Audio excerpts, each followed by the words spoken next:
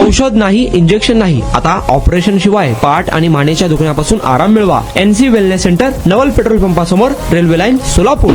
शेतातील पाण्याची electric motor सुरू करण्यासाठी गेलेल्या 32 वर्षीय युवकाचा शॉक लागून मृत्यू झाल्याची घटना सोलापूर जिल्ह्यात उघडकीस आली आहे. सोमनाथ कांतीलाल मोरे वय 32 राहणार वडवळ तालुका मोहोळ या तरुण शेतकऱ्याचा दुर्दैवी मृत्यू झाला आहे. सोमवारी 5 ऑगस्ट रोजी संध्याकाळी 7 वाजेच्या सुमारास शेतात असलेल्या विहिरीतील मोटार चालू करण्यासाठी सोमनाथ मोरे हे गेले होते. मात्र मोटार चालू करत असताना त्यांना शॉक लागला. ते विहिरीजवळच पडले. बराच वेळ होऊनही सोमनाथ हे कशासाठी आले नाही या कारणावरून त्यांची पत्नी काजल यांनी विहिरीकडे धाव घेतली. त्यावेळी विहिरी शेजारी असलेल्या इलेक्ट्रिक पेटीजवळ सोमनाथ निश्चित पडल्याचे दिसले. त्यांनी हंबरडा फोडला.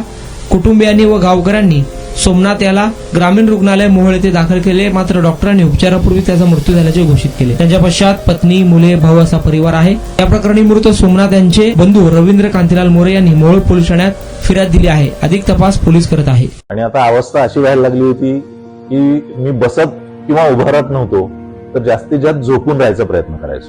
सलगपणे आपण एखादं काम करायला लागलो की बॅकमध्ये पेन येतोय.